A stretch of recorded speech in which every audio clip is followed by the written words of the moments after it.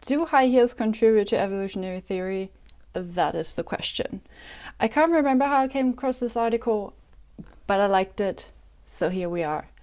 Using sexual selection theory to examine contextual variation in heterosexual women's orientation towards high heels by Watkins and Leitch. In school and at uni, we learned about sexual selection mostly in animals rather than humans. The most classical example, of course, is the peacock, where males have this amazing plumage, which in fact is rather an inconvenience to them, but it attracts the ladies. And so the genes of those peacocks with the biggest and brightest feathers have the most offspring, and that's how they get ahead in evolution. So I thought it might be interesting to look at something so modern and fashionable like high heels to be part of sexual selection in humans. But first, welcome to the Journal Club. My name is Hannah. I'm a molecular biologist, but this article is more psychiatry, consumer behavior, and the structure of this article seems very messy to me. In my field of science, there's usually an introduction, method and materials, then the results and the conclusion. Here the introduction and the discussion are very well written and comprehensive, which gives me the impression that the authors are very competent, but the middle part it's something. Anyway, let's look at the background of evolutionary theory. It all started with Charles Darwin, of course, when he published The Origin of Species by Means of Natural Selection. It was published on November 24th, 1859, and he introduced the scientific theory that population evolve over the course of generation through a process of natural selection. The book presented a body of evidence that the diversity of life arose from a common descent through the branching pattern of evolution. Darwin introduced evidence that he had collected on the Beagle expedition in the 1830s and his subsequent findings. But some things he could not explain with natural selection. For example, the overlong feathers of the peacock. So he thought about it some more, and in 1871 he published The Descent of Human and Selection in Relation to Sex. In this book, he put the human evolution down to female choosiness and direct competition between males. Wow, his original theory has been adapted and modified over the decades, but he is the founder of evolutionary science as we know it today, and it is part of science to change your mind when you have new evidence and new ideas. And that brings us to this article by Watkins and Leitch. But first, another disclaimer. This study is not about you, rather you wear high heels or not. They took data from hundreds of women, and these are the patterns they found.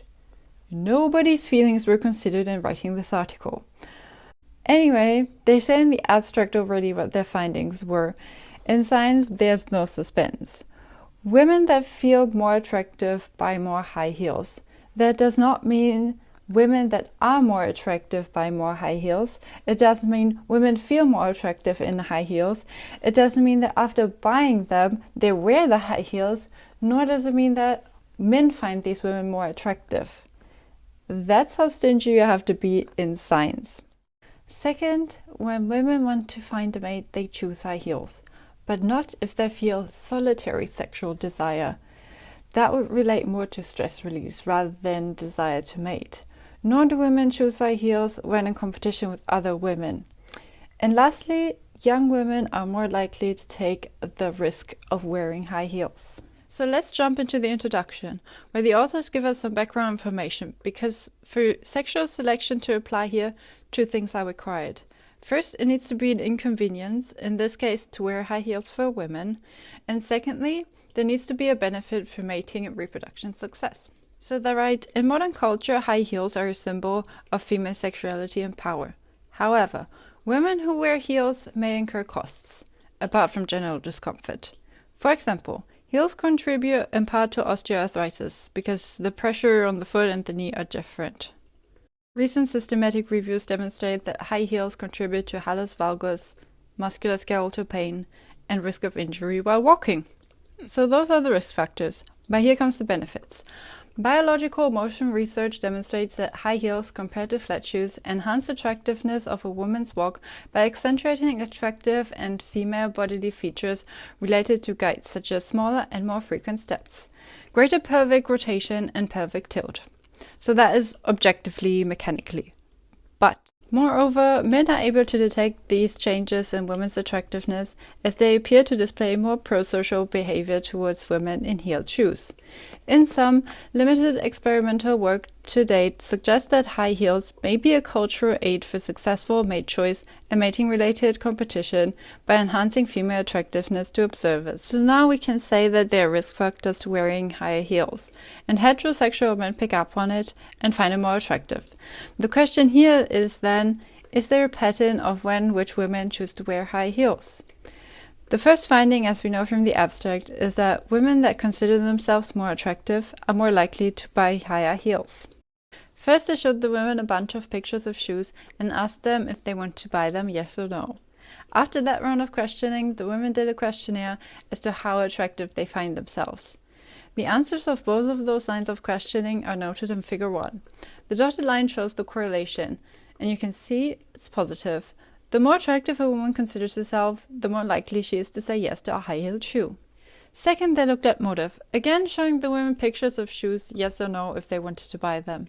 Then they did a sexual desire questionnaire and put all of that in Figure 2. The line shows the trend they found here, again a positive correlation. Women looking for a man are more likely to wear high heels, whereas women not interested in finding a man tend to wear lower heels. And this is why you shouldn't take these things personally. Maybe you are the woman that wears high heels no matter what, and there's room for that too. Then they did a priming exercise where they asked the women to imagine that they would go on a date with a handsome man and pick the shoe that they would want to wear. That didn't work, it didn't make a difference, which I thought in and of itself is interesting, that sexual desire seems to be something underlying that can't easily be manipulated. And in the end, they just say here, independent sample t-tests to interpret this main effect revealed that younger samples preferred higher heels than older samples. And I'll just believe them because although they uploaded the supplements, which is great that we can now be so transparent and share all of our data online, they didn't provide the key with their numbers, which makes them kind of useless, and I think there's some typos in there too, so let's just leave it at that. Conclusion! Yes, they did find patterns, but they start with writing this whole paragraph and come to the conclusion that women augment rather than compensate for their physical attractiveness via high-heeled shoes, and only come around later to say that that is really too far-fetched. In this study, they don't prove that women that consider themselves attractive are in fact attractive. And look, maybe that is just how psychiatrists roll, but I think they're augmenting their finding in this moment, and it's just not classy for a scientist. Also, the study focused on showing consumer behavior, and the authors get around to recognize later that this is really not the same as the women wearing the high heels and what incidences and for how long. But a lot of research is done on consumer behavior because that's where the money is, and it's very smart of them to use this infrastructure to show the evolutionary theory in humans. Also, I like that they mentioned the priming studies that didn't work out. It used to be very unpopular to publish negative results, but I think it's good scientific practice. That way, if someone wanted to pick up the topic, they wouldn't have to do the same experiment to find that it's not working. Here are my final thoughts. This study suggests that there's a pattern of women choosing high heels when they're looking for a man. Although that isn't everyone, some wear heels just because they like it, but there is this correlation. What are the social implications? Though no always means no, no excuses, but imagine the subconscious of a guy perceiving this broader signal of, hey, I want a mate, and then hearing, no, but not with you.